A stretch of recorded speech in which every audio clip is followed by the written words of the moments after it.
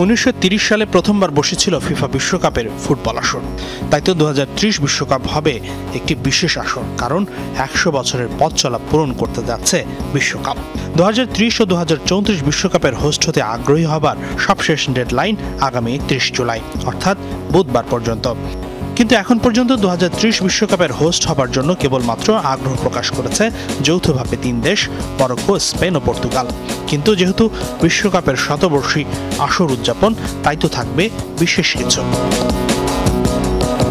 গত বছরে ফিফা নিশ্চিত করেছিল 2030 সালের বিশ্বকাপের ম্যাচ অনুষ্ঠিত হবে 3 মহাদেশের 6 দেশে।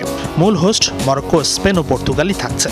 কিন্তু যেহেতু 1930 সালে উরুগুয়েতে বসেছিল বিশ্বকাপের প্রথম আসর, তাই তো দেশটির রাজধানী মন্তেভিদিওতে অনুষ্ঠিত হবে বিশ্বকাপের একটি ম্যাচ। একটি করে ম্যাচ হবে ল্যাটিন আমেরিকার দেশ আর্জেন্টিনা ও প্যারাগুয়েতেও।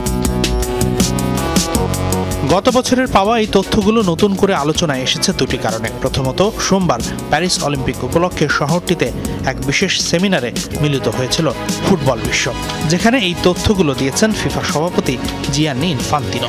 তবে আজ পর্যন্ত ফিফার এই সিদ্ধান্তগুলো অনানুষ্ঠানিক। 31 জুলাই বিশ্বকাপ বিডিংয়ের ডেডলাইন সমাপ্ত হবার পরে আনুষ্ঠানিকভাবে 2 বিশ্বকাপ নিয়ে সব পরিকল্পনা জানাবে FIFA. Everyone has the right to play.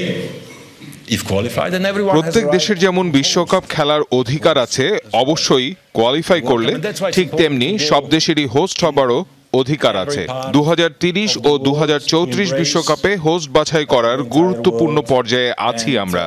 পুরো প্রক্রিয়া সুষ্ঠুভাবেই সম্পন্ন করতে চাই, আর 2 দিন পরেই আমরা আনুষ্ঠানিকভাবে বলতে পারবো এই 2 বিশ্বকাপ কিভাবে অনুষ্ঠিত হবে মোট 60টি দেশে। 2034 বিশ্বকাপের হোস্টের নামও জানা যাবে বুধবারের পর, যে আসরটিতে হোস্ট হিসেবে আবারও এশিয়ান ফুটবল কনফেডারেশন এবং ওশেনিয়া ফুটবল কনফেডারেশনের দেশগুলোকেই বিবেচনা করতে চায় ফিফা। 2034 বিশ্বকাপের আয়োজক হতে আগ্রহী সৌদি আরব। কোটি কোটি ডলার খরচ করে দেশটির স্টেডিয়াম আর ফুটবল ক্লাবগুলোতে আমূল সংস্কারের মূল লক্ষ্য তো